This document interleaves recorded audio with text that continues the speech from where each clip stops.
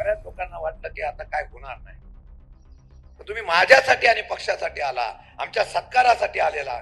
सर्व महाविकास आघाडीचे नेते आम्ही एकत्र आलेलो आहोत. परीक्षा तुमची आणि माझी आहे. अरे हा चव्हाण साहेबांचा जिल्हा, हा शरद पवारांचा जिल्हा, 85 वर्षानंतर सुद्धा माझ्या नेत्याला तुमच्या प्रश्नासाठी भांडावं लागतंय, कष्ट करावे लागतंय.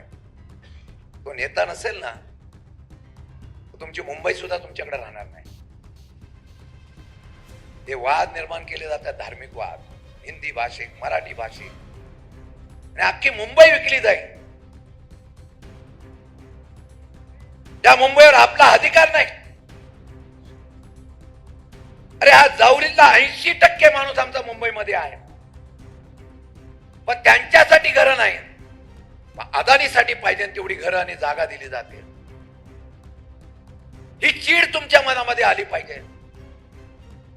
मला एक संधी फक्त महाराष्ट्राचे नेतृत्व करायची मिळालेली आहे.